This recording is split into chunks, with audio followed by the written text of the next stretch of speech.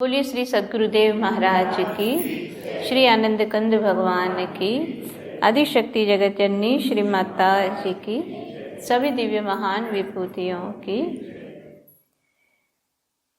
तो जहाँ पर हमने पिछली बार बात को रोका था कि पंच महाभूतों के बारे में, और जो पंच महाभूत है और हमारी जो इंद्रियों के साथ उसका जो कार्य है जिसके बारे में हमने बात की थी कि कौन से महाभूत का क्या कार्य है, उसके क्या गुण हैं, और जिसमें सबसे जो है पहले जिसकी उत्पत्ति होती है वो है आकाश। और आकाश भी हमारे शरीर के अंदर जो उसका भी स्थान है। हमारे शरीर के अंदर आकाश जो है स्पर्श का काम करता है, त्वचा उसकी इंद्रिय है। और क्या कार्य है इसका, त्वचा का, आकाश जो महाभूत है उसका क्या कार्य है, तो कहा है कि ऊपर फेंकना, नीचे फेंकना, आकुंचन मतलब सिकुड़ना, प्रसारण मतलब फैलाना, और गमन यानी चलना। ये 5 का इसके बताए गए हैं। और अब जो हमें आज से जिस बात को सुननी है और वो है, पिछली बार भी हमने बताया था कि 5 वायु के बारे में आज हमको डिस्कशन करना है। तो शरीर में 5 वायु है, हालांकि एक ही वायु है, उसके कार्य के हिसाब से उसको 5 नाम दिए गए हैं। और ये 5 क्या है? 5 वायु, 5 प्राण।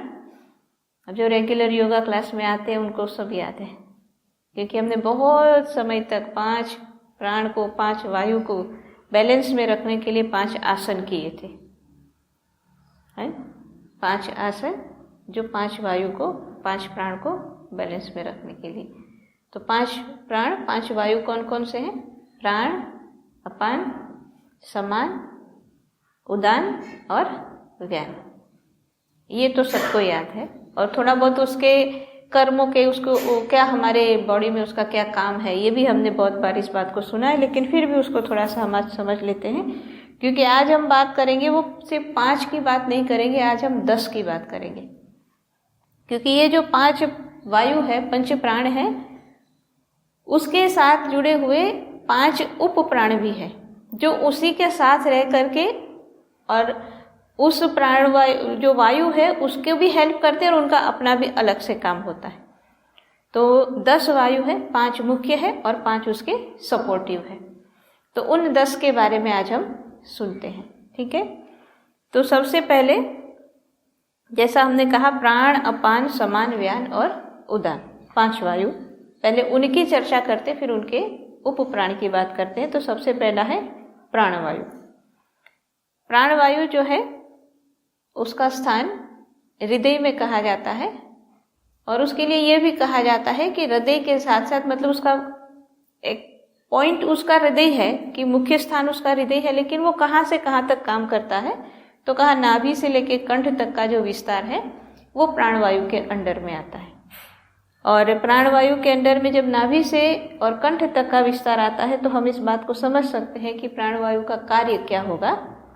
तो प्राणवायु का जो कार्य है, जो हम श्वास अंदर लेते हैं और बाहर निकालते हैं, तो एक तो ये कार्य बताया है।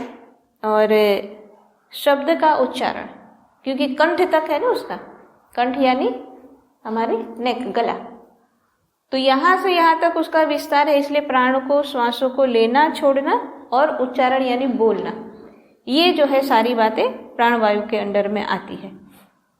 और क्योंकि उसका सेंटर जो है वो हार्ट है, हृदय है, तो हृदय के ऊपर भी उसका पूरा प्रभाव है। या तो कह सकते हैं कि हृदय की जो गति है पूरे प्राणवायु के कंट्रोल में होती है। तो यहाँ तक इस बात को समझाया जाता है। हालांकि जो बातें अभी हम सुनेंगे, कुछ हम आयुर्वेद शास्त्रों के हिसाब से भी बताएंगे, कुछ योग शास्त्रों के हिसाब से भी बताएंगे। तो योग शास्त्रों की जब बात करें तो उसमें प्राणवायु को, जैसे हमने जो आसन किए थे वो प्राणवायु को बैलेंस में रखने के लिए किए थे, कि प्राणवायु बैलेंस है तो क्या होगा कि श्वास का आना जाना ये सही ढंग से होगा, और साथ ही साथ अगर प्राणवायु बैलेंस है तो हार्ट की जितनी भी एक्टिविटी है वो भी बैलेंस रहेगी। हार्ट सही रहेगा तो हार्ट के साथ जुड़े हुए जो इमोशन है उसको आप अपने बैलेंस में कर पाओगे। तो ये सारी उसके साथ जुड़ी हुई बातें हैं। लेकिन योग शास्त्र के हिसाब से जब इसको समझते हैं तो क्या बताया जाता है कि हमारे हार्ट की जो पंपिंग है ना, हमारा हृदय जो है धड़कता है, धड़कता है, नहीं पंपिंग जिसको हम समझने के लिए कहते हैं कि हार्ट पंप करता है। तो उसने क्या करता है हार्ट की जोर से पहले सिकुड़ेगा, जिससे उसके अंदर का ब्लड था वो बाहर निकलता है, और उसके बाद वो जो है सिकुड़ा था तो उसको फैलना भी पड़ेगा, तो वो फैलता है तो बाहर से रक्त फिर उसके अंदर आता है। तो ये जो हार्ट की पंपिंग है उसका सिकुड़ना और खुलना, ये दोनों काम भी पूरी तरह से प्राणवायु के कंट्रोल में होते हैं। तो इसीलिए ऐसा वर्णन पढ़ने में आता है, ऐसी बातें सुनने में आती है कि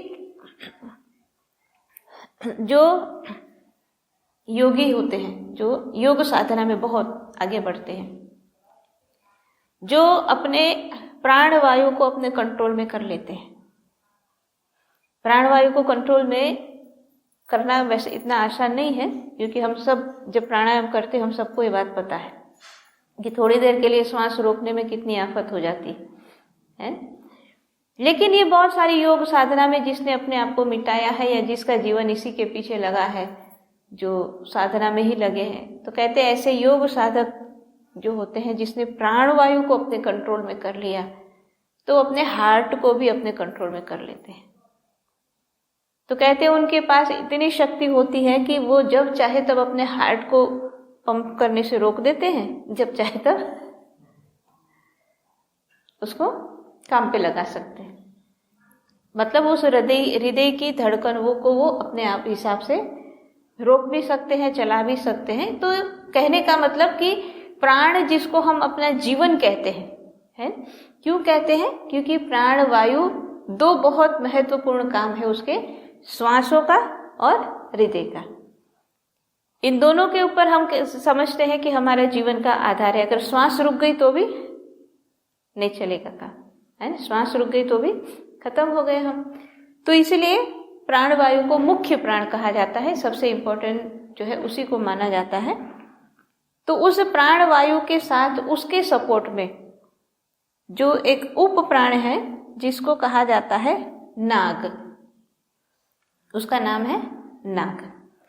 तो जैसे मुख्य प्राण 5 प्राण है, प्राण अपान समान व्यान और उदान, उसी के सपोर्टिव जो 5 वायु है जिसको कहा जाता है नाग, कूर्म, कृकल, देवदत्त और धनंजय, ये 5 नाम है जो उसके सपोर्टिव है।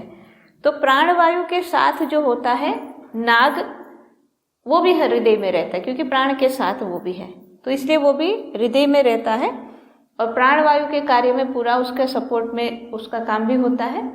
लेकिन साथ ही साथ जो नाग है उसका एक अपना अलग से भी काम है। नाग वायु के अलग से क्या काम है, तो उसके बारे में इसमें बताया है कि डकार और हिचकी, 2, क्या क्या, डकार सबको आती है, पता है, हिचकी भी आती है। हिचकी आती तो हम कहते कोई याद कर रहा है, लेकिन अब समझ में आया कि हिचकी आती है, इसका मतलब कि जो नाग हमारे अंदर वायु है वो उसने ये काम किया है। तो नाग जो है उप प्राण, उसका काम है डकार लाना और हिचकी लाना, ये 2 काम वो करते, उसका काम है।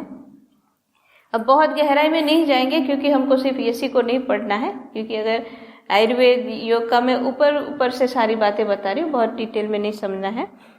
फिर उसके बाद दूसरे नंबर पर है, प्राण के बाद दूसरा आता है अपान। अपान वायु का बहुत बार हमने एक जो है, जब ये 5 प्राण के ऊपर जब हम आसन करते थे, अपान के बारे में बहुत सारी बातें की हैं। अपान वायु का क्या है, उसका स्थान कहाँ पर है, तो अपान वायु का स्थान जो है बताया गया है कि गुदा और लिंग के बीच में, मतलब जो मूलाधार चक्र का जो स्थान है वो स्थान अपान वायु का है। और अपान वायु का काम क्या है? तो अपान वायु का काम है कि जितना भी हमारे अधोमार्ग से जितनी भी चीजें निकलती है, मल, मूत्र और आर्तव और वीर्य और गर्भ, 5 चीजें हैं जो हमारे शरीर में नीचे से निकलती, और इसके साथ साथ जो जो शरीर से बाहर निकलती चीजें हैं, और क्या क्या निकलता है? पसीना है। तो ये सब अपान वायु के अंडर में आता है। उसका स्थान नाभि से नीचे की तरफ, जो हमारा मूलाधार चक्र का स्थान है वो उसका बताया जाता है, लेकिन उसका काम है इन सब को बाहर निकालना। अधोवायु भी उसमें आता है, जो नीचे से गैस पास होती है, अधोवायु जिसको बोलते हैं, वो भी अपान वायु का काम है। तो इसीलिए अगर अपान वायु बैलेंस में नहीं है, अगर अपान वायु विकृत हो गया तो ये सारे काम गड़बड़ हो जाएंगे। कॉन्स्टिपेशन होना, क्योंकि वो मल त्याग ठीक से नहीं हुआ, किसी को यूरिनेशन में प्रॉब्लम होना, वो भी अपान वायु के कारण होता है। अगर कहते हैं कि आर्तव, वीर्य या गर्भ, इसके निकलने में भी कहीं परेशानी आती है तो वो भी अपान वायु की जो है कारण होता है। ऐसा आयुर्वेद शास्त्र भी इस बात को बताता है। लेकिन साथ ही साथ अब अपान वायु का भी इतना इम्पोर्टेंट रोल बताया जाता है, साथ खास कर में करके जब साधना में जो मेडिटेशन में आगे बढ़ना चाहते हैं उनके लिए भी ये बातें आती है कि अपान वायु को और बहुत ही जो है सही तरह से यानी बैलेंस में रखना बहुत जरूरी माना जाता है। तो जो अपान वायु है, अगर वो दूषित हो जाता है या गड़बड़ हो गया या खराब हो गया तो ये एक और हमारे अंदर परेशानी पैदा करता है। कॉन्स्टिपेशन, यूरिनेशन, ये सब तो है ही है, लेकिन इसके साथ एक और परेशानी जो सिर्फ अपान वायु से होती है और जिसके बारे में बहुत कम लोग जानते हैं, और वो है जुकाम।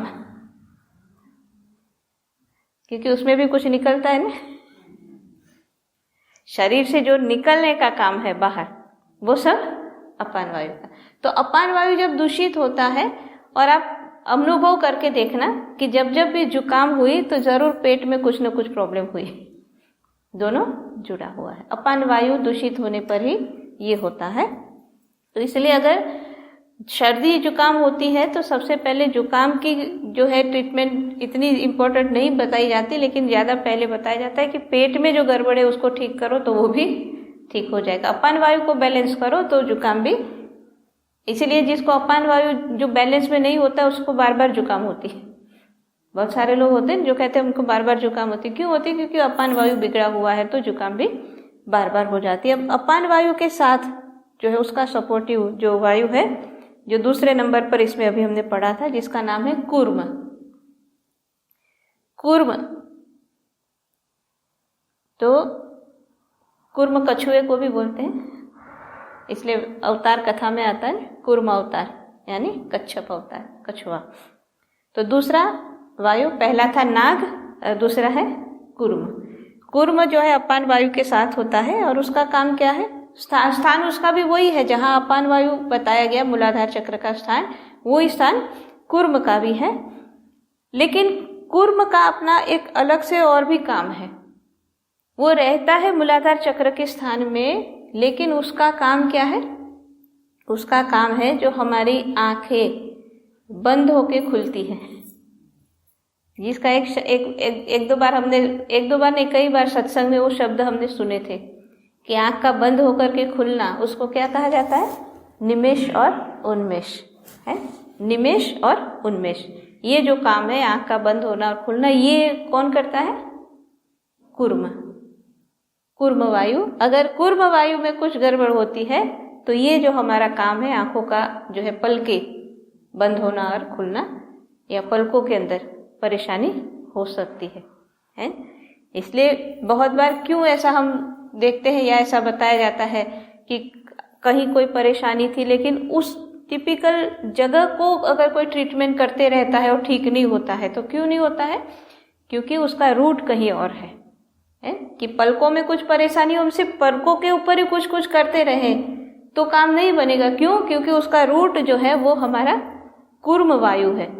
तो अपान के साथ कूर्म को जब आप ठीक करोगे तो आंखों की पलकें अपने आप ठीक होगी। तो इसीलिए और जब जो त्राटक एक क्रिया की जाती है, योग में कुछ क्रियाएं बताई गई है, उसमें एक आता है त्राटक। त्राटक में क्या करते हैं, सुना होगा या तो पता होगा, सुना तो है, अब मैं बताऊंगी तो सब कहेंगे हाँ हाँ पता है। क्या करते हैं उसमें कि आंखों को झपकाते नहीं है और किसी एक जगह पर स्थिर उसको खुली आंखों से उसी को देखते रहना है।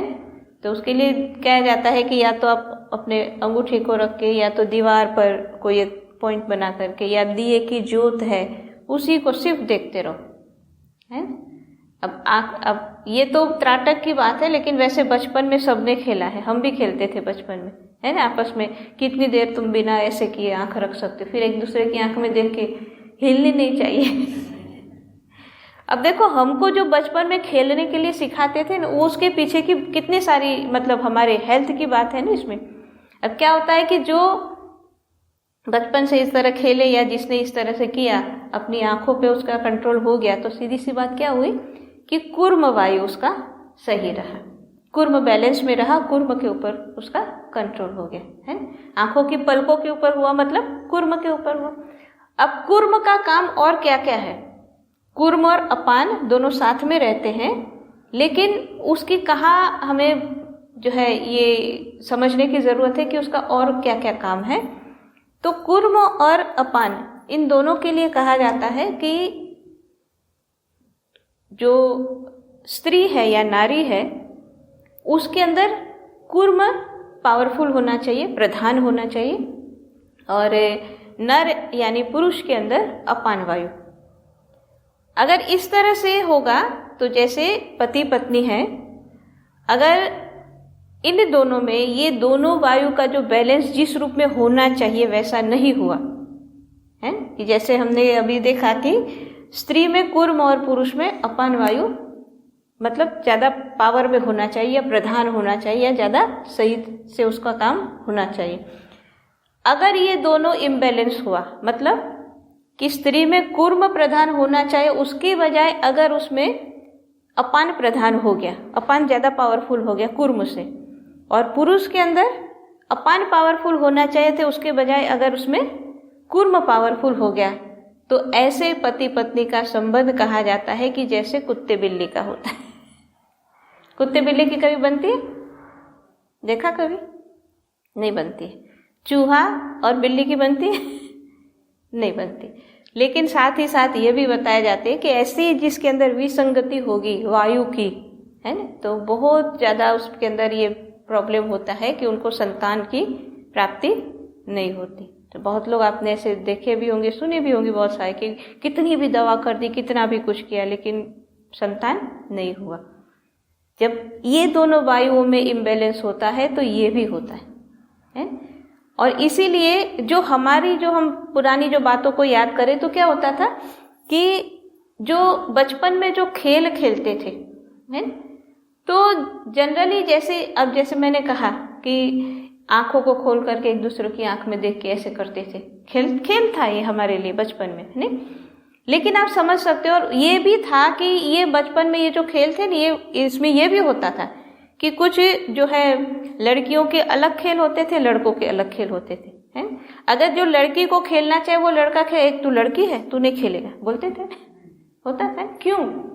अब ये कितनी गहराई है, देखो हमारे पूर्वजों ने क्या कुछ सोच करके क्या कुछ हमारे लिए सब रखा था नहीं। अब बचपन में जब लड़कियां इस तरह से खेलेगी तो उनका कूर्म प्रधान होगा है, और वो जब मतलब कन्या जो है वो जब बड़ी हो जाएगी उसका ब्याह हो जाएगा, और जिसने इस तरह से अपने कूर्म को प्रधान रखा है तो उसको आगे कोई प्रॉब्लम नहीं आएगी है। कितनी गहराई में बातें हैं। तो इसीलिए कूर्म और अपान ये सिर्फ ऐसा नहीं है कि शरीर के ही कुछ ऐसी जो है कामों को करते हैं, बहुत सारी और भी बातें होती हैं इन्हें। इसलिए कहते हैं ये 5 प्राण और ये वो प्राण जिसके बैलेंस में रहते हैं उसको बहुत हद तक समझो कि उसका जीवन में सब कुछ बैलेंस है, इसलिए ये कहा जाता है। और इसीलिए तो देखो क्यों भगवान इतनी उसकी चर्चा कर रहे हैं, है तो शिव गीता लेकिन इसमें भी इन बातों की क्यों चर्चा की है? क्योंकि ये हमारे जीवन के सिर्फ शरीर की बात नहीं है, जीवन के साथ जुड़ी हुई बातें हैं। तो दूसरा वायु था अपान वायु, और अपान वायु के बाद तीसरा जो है वो है समान। तो समान वायु, हमने इसके बारे में भी बहुत बार चर्चा की है। समान वायु कहाँ रहता है? समान वायु रहता है हमारे नाभि के आसपास का। नाभि उसका केंद्र है, लेकिन नाभि के आसपास का जो एरिया है, यानी हमारी डाइजेस्टिव सिस्टम, वो सारा किसके कंट्रोल में है? समान वायु के कंट्रोल में है। और समान वायु का काम क्या है? समान वायु का काम है डाइजेशन करना, पाचन, और परिपाक मतलब डाइजेशन के बाद उसमें से जो सार निकाल करके और उसको शरीर में काम आए वैसा बनाना, ये काम समान वायु का होता है। और उसके बाद तीसरा काम है कि उष्णता, यानी जो गर्मी शरीर की होती है, ये तीन काम समान वायु का है। और अगर समान वायु बैलेंस में है, सही है, जैसे होना चाहिए वैसा ही है, तो ऐसे व्यक्ति के अंदर दो चीजें देखने में आती है, और वो है स्फूर्ति और उत्साह। मतलब जैसे कोई काम करना होता है तो हम देखते हैं ना, कोई होता है एकदम हमेशा जोश में, उत्साह में रहते, ये कर दे, वो कर दे, ऐसा कर दे, और वो उत्साह होगा तो स्फूर्ति भी होगी, नहीं? भागते भाग के काम करते रहेंगे। उनको कभी ऐसा नहीं देखेंगे कि ऐसे ढीले होके बैठे। अगर ढीले होके बैठ रहे हैं, हम में से कोई भी अपने अपना सब समझ सकते हैं ना, कि अगर हमारे अंदर ऐसा है कि उत्साह की कमी हो रही है, या मतलब ढीले ढीले काम करते, स्फूर्ति नहीं रहती है, तो ठीक है। अब आमतौर पर लोग कहेंगे भाई तुमको कोई कमी है, चलो कोई टॉनिक ले लो, कुछ ये करो। लेकिन इतना सब कुछ करने पर, इसलिए बहुत लोग क्या कहते हैं कि टॉनिक लेते हैं ना तो थोड़ा समय तो ठीक रहता है, फिर छोड़ दिया तो वैसे हो गया। क्यों? क्योंकि उसका जो रूट है वहां तक नहीं पहुंचे। उसका रूट क्या है? समान वायु इम्बैलेंस है। तो समान वायु बैलेंस होगा तो उत्साह रहेगा, तो स्फूर्ति रहेगी। और एक और भी बात है समान वायु से जुड़ी हुई, जो मुझे याद आया मैं एकदम से। तो बहुत सारे हम में से ऐसे लोग होते हैं, आपने भी देखे होंगे, कि कुछ लोग होते हैं ना जिनको चाहे ठंडी हो रही है, कुछ हो रहा है, बहुत ज्यादा फर्क नहीं पड़ता है। और कुछ ऐसे होते हैं कि जिनको बहुत ठंडी लगती है। देखा है ना आपने? किसी किसी को बहुत ठंडी लगती है, तो ज्यादा ठंडी का अनुभव जिसको होता है उसके पीछे भी समान वायु कारण है। क्यों? क्योंकि समान वायु का काम है बॉडी के अंदर हीट, जो हमने अभी सुना ना, क्या करता है वो? गर्मी शरीर में लाता है। तो अगर समान वायु बिगड़ा है तो ये जो काम था उसका ठीक से नहीं हुआ, इसलिए हमको ठंडी जिसको ज्यादा लगती है तो उसको और सब कुछ छोड़ करके पहला काम करना चाहिए समान वायु को बैलेंस करना। तो समान वायु के साथ उसका सपोर्टिव है जो है क्रुकल। क्रुकल वायु, समान वायु का सपोर्टिव, उसका स्थान भी नाभि है।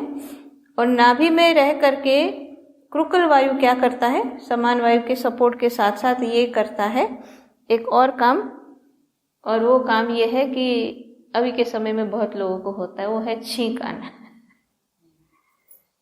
जो छींक आती है ना, तो ये काम क्रुकल वायु करता है। अब बहुत ऐसे लोग आपने भी देखे होंगे जो कहते हैं कि उनको बार बार छींकें आ जाती है सुबह उठते ही। बहुत लोग आपने, हमारे पास भी बहुत ऐसे आते हैं पेशेंट के रूप में भी कि छींक बहुत आ जाती है। तो अब समझ में आता है कि छींक आती है तो कहीं न कहीं समान वायु का सपोर्टिव क्रुकल गड़बड़ हो गया है। और वैसे भी छींक कब आएगी कि उसमें दो विकार होते हैं छींक आने में, एक तो वायु का भी होता है और एक कफ का भी होता है। और समान वायु जो है उष्णता लाता है, गर्मी लाता है, ठीक है ना, उसी के साथ जुड़ा हुआ क्योंकि क्रुकल है, इसलिए जब इसमें जब इम्बैलेंस होता है तभी हमको छींक आती है। तो इसके छींक लाने का काम भी क्रुकल वायु का। हम वैसे बहुत मतलब समझने के लिए कह देते हैं, लेकिन इसमें क्या नाम शिव गीता में भी पढ़ने में आ रहा है इसलिए बता रही हूँ। वैसे ये कोई ऐसी बातें नहीं है जो हमको क्या कहते हैं कि बहुत कुछ आगे बढ़ाएगी, लेकिन समझना जरूरी है तो इससे क्या होगा कि इसको समझ के छोटी छोटी हमारी परेशानियों को हम, हो सकता है कि आसनों के माध्यम से या किसी दूसरे उपाय से हम उसको ठीक कर सकते हैं। शरीर ठीक है तब तो भजन भी होता है, तब सेवा भी होती है। तो क्रुकल वायु जो है उसका काम है छींक लाना। और उसके साथ साथ दूसरा एक और बताया है उसके लिए कि बहुत लोगों को आपने देखा होगा कि जिनकी स्किन बहुत ग्लो करती है, चमकती है, तेज होता है, नहीं? तो ये तेज लाने वाला जो काम है ना, ये भी क्रुकल का काम है। ये दोनों काम, छींक लाना और स्किन ग्लो करना, ये दोनों काम क्रुकल वायु के होते हैं। उसके बाद चौथा वायु है उदान। उदान वायु के बारे में पहले तो उसका स्थान, मुख्य उसका जो स्थान है वो है हमारा कंठ, गला। कंठ के अंदर रहता है उदान वायु। और उसका काम क्या है? तो उसका काम लिखा है ग्रहण करना। कंठ से क्या होता है? जो भी है हमने अंदर लिया, अंदर लेना। ग्रहण करने का मतलब अंदर लेना। तो एक तो ये काम है उदान वायु का। तो और दूसरा एक और बताया है जो बहुत ही विशेष समझने की बात है, ये कि हमारा शरीर 5 महाभूत से बना है, लेकिन सृष्टि के अंदर भी 5 महाभूत है। तो उदान वायु क्या करता है कि सृष्टि के अंदर जो 5 महाभूत है उनमें से और सार या शक्ति जो हमको जरूरत है वो ग्रहण करके हमारे शरीर को देता है। क्योंकि 5 महाभूत हमारे शरीर के भी बैलेंस रहने चाहिए, तो उसका जो काम है 5 महाभूत शरीर के उसको बैलेंस में रखने का काम उदान वायु करता है। तो ये बहुत महत्वपूर्ण उसका काम है। और इसके साथ उसका जो सपोर्टिव है वो है देवदत्त। ये नाम याद रहे, ऐसा है, सरल है, देवदत्त। इसके पहले वाला मुश्किल था ना, क्रुकल। उसका मीनिंग क्या है? मतलब उससे याद रह सकते हैं।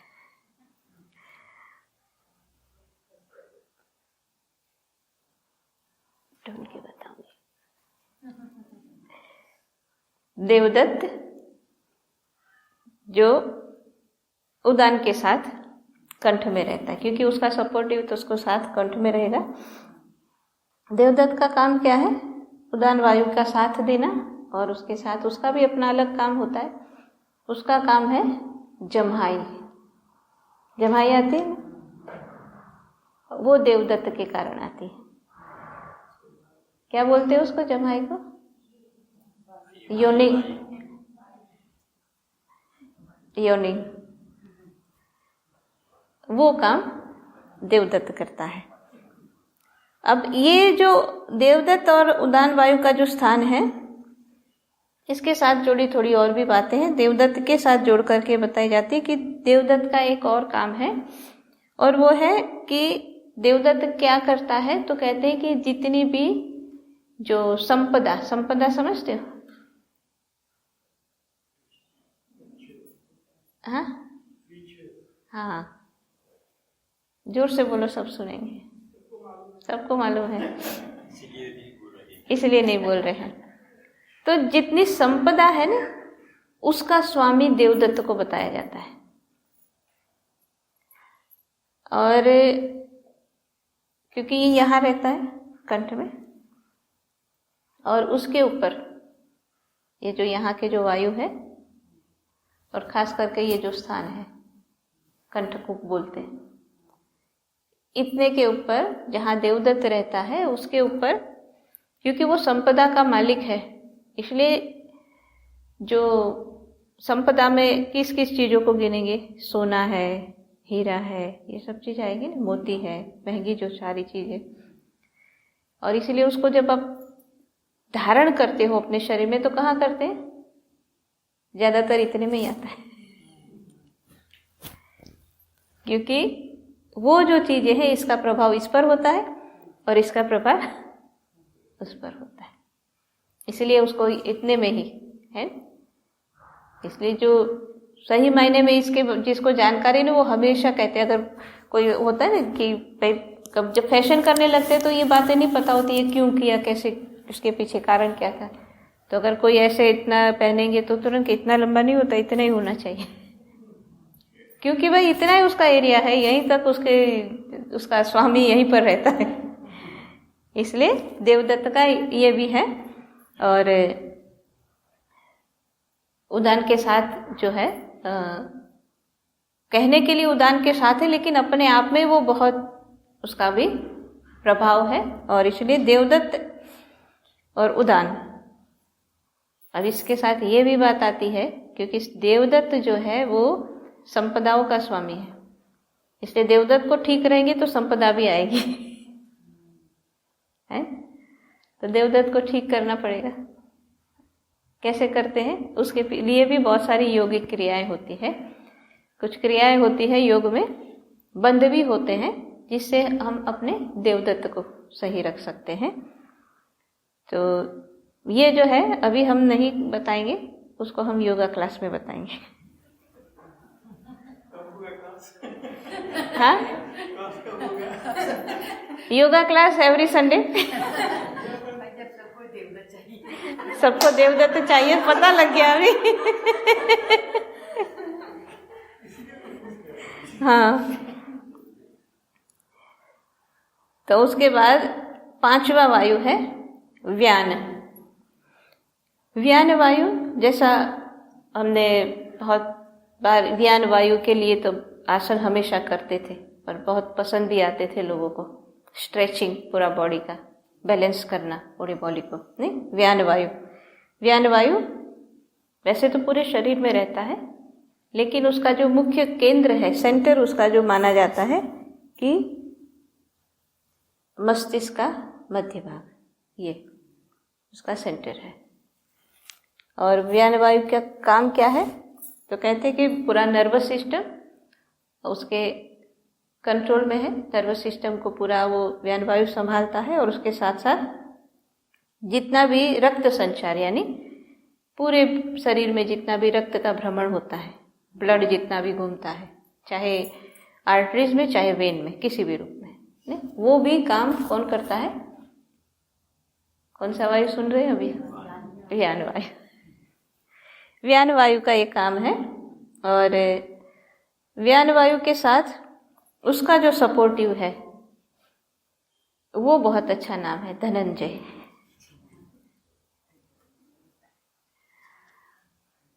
अब धनंजय किसका नाम था पता है? किसको बोलते थे धनंजय? अर्जुन को। अर्जुन के बहुत सारे नाम थे ना। अर्जुन को अर्जुन के साथ साथ क्या कहते, कौन्तेय भी कहते हैं। और क्योंकि वो पृथा का पुत्र था इसलिए पार्थ भी कहते हैं उसको, क्योंकि जो माता कुंती थे उनका एक नाम था पृथा।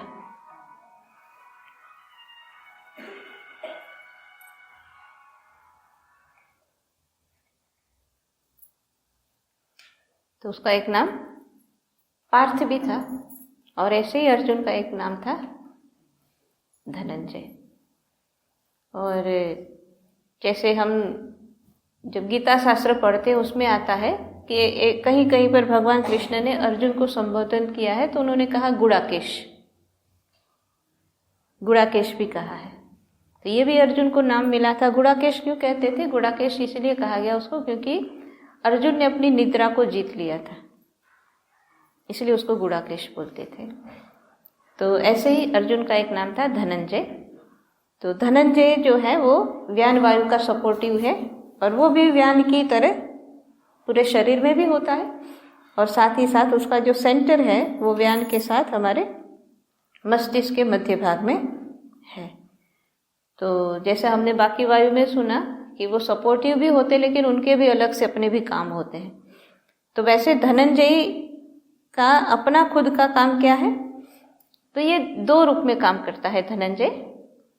जब तक शरीर में प्राण है, यानी जब तक शरीर जीवित है तब तक उस शरीर का पालन पोषण करता है। और जब इसमें से शक्ति निकल गई, बॉडी जब डेड हो गया, शरीर का अंत मतलब प्राण निकल गए, अब वो डेड बॉडी के रूप में जब वो पड़ा है शरीर, तो यही धनंजय उसको खत्म भी करता है। मतलब जो सड़ने की क्रिया होती, अगर डेड बॉडी पड़ा रहे तो उसमें जो बदबू आती है, उसमें जो सड़ना शुरू होता है, क्योंकि वो किसी भी रूप में उस शरीर को खत्म करता है। ये काम धनंजय का होता है। इसलिए कहते हैं कि शरीर से प्राण निकलने के बाद, आत्मा के निकलने के बाद बहुत कुछ इसके साथ निकल गया, लेकिन धनंजय अकेला वो रह जाता है, वो समाप्त करके जाता है। तो ये जो दोनों है, व्यान और धनंजय, जो दोनों आपस में मिल करके पूरे शरीर में भ्रमण करते हैं। पूरे शरीर का बहुत सारा कंट्रोल उनके हाथ में है। सेंटर क्योंकि उनका मस्तिष्क में है, तो वो भी उनका स्थान है, वहां पर भी उनका खूब प्रभाव है। और इसीलिए कहीं पर इस रूप में भी इस दोनों को बताया जाता है कि जैसे महाभारत का युद्ध जीतने के लिए कृष्ण और अर्जुन की जोड़ी थी, इसी तरह से हम अपने जीवन के संग्राम को अगर जीतना चाहते हैं तो ये व्यान और धनंजय की जोड़ी को संभालना है।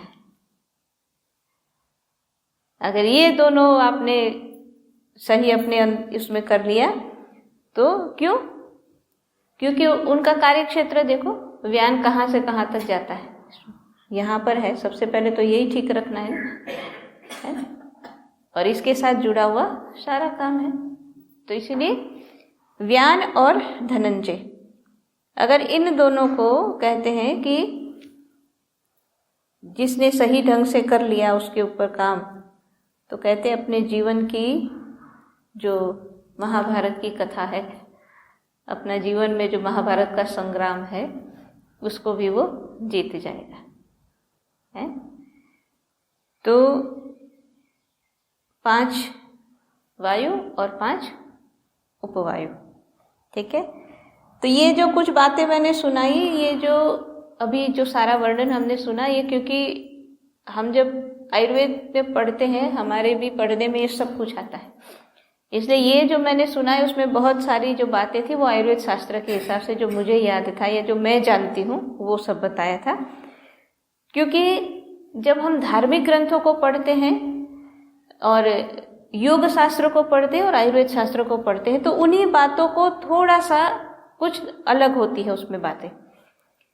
तो अब जब शिव गीता के आधार से उसको पढ़ेंगे तो थोड़ा बहुत उसमें कुछ अंतर हो सकता है। इसलिए इसमें जो बातें लिखी है वो सिर्फ हम पढ़ते हैं, बाकी जो समझाना था वो बातें तो मैं बोल चुकी हूँ, लेकिन इसमें हमें पढ़ना है। इसलिए मैं इसमें क्या बताया है, भगवान शंकर क्या बता रहे हैं इन 5 प्राण के लिए और 5 उपप्राण के लिए, उस बात को सुनते हैं।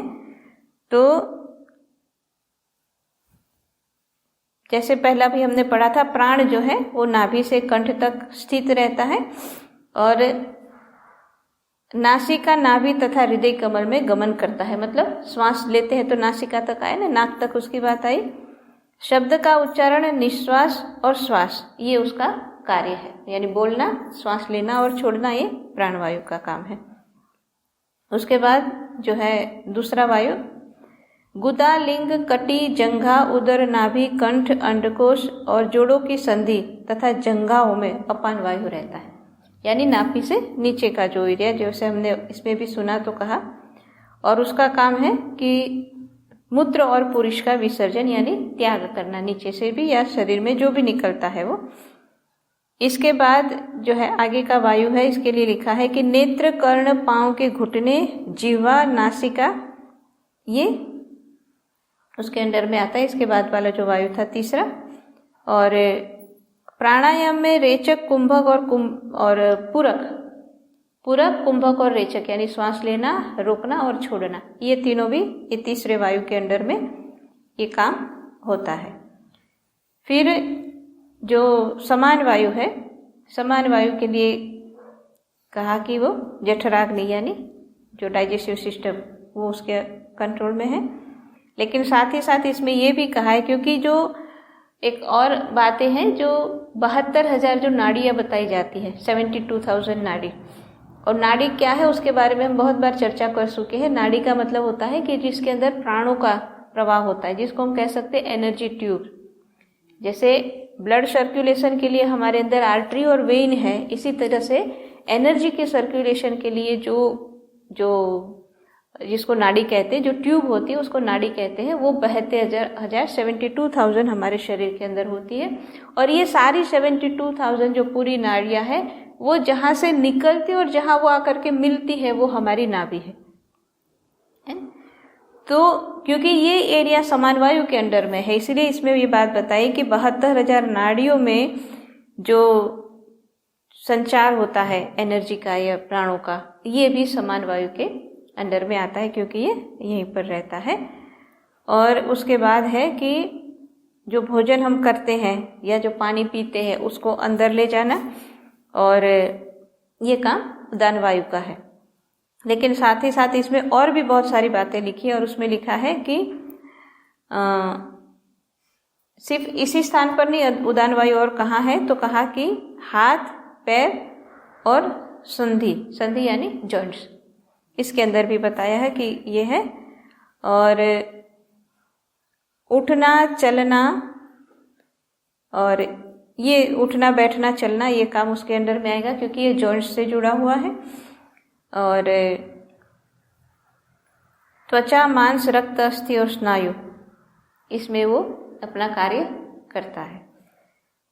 फिर 5 उपप्राण के बारे में बताए। नाग आदि 5 उपप्राण कहा जाते हैं, जिसमें डकार और हिचकी ये नाग का काम है। पलक का खोलना और लगाना यानी निमेष उन्मेष ये कूर्म का काम है। भूख प्यास छींकाना ये कृकल का काम है। और आलस्य, निद्रा और जम्हाई, जिसमें अभी हम जो सुन रहे थे उसमें एक एक ही काम हमने सुने जो आयुर्वेद शास्त्र के हिसाब से था कि कृकल का काम है छींकाना और देवदत्त का काम है जम्हाई। लेकिन इसमें जो बता रहे उसमें क्या कहे, देवदत्त के काम में लिखा है कि आलस्य, निद्रा और जम्हाई, मतलब अगर आलस आ रही है तो वो भी, नींद आ रही है वो भी, और जम्हाई, ये तीनों, क्योंकि ये तीनों एक दूसरे से जुड़ी हुई है ना। जम्हाई कब आएगी, जब नींद आ रही है तो आपस में जुड़ा हुआ, इसलिए थोड़ा विस्तार इसमें बताया है। ये तीनों काम देवदत्त के हैं। और शोक और हास्य ये दोनों धनंजय का काम है।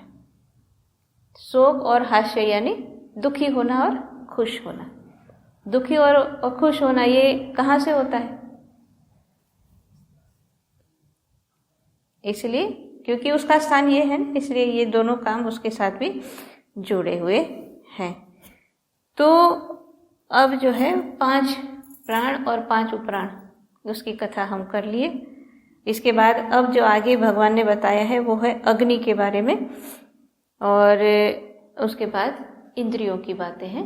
तो जैसे प्राण हमारे शरीर के लिए ज़रूरी है वैसे ही अग्नि भी ज़रूरी है, क्योंकि अग्नि जो है और न सिर्फ उष्णता देती है लेकिन पाचन का काम भी करती है, इसलिए वो भी ज़रूरी है। और भी बहुत सारे काम है अग्नि के, तो क्या क्या काम है सुनेंगे अगली बार।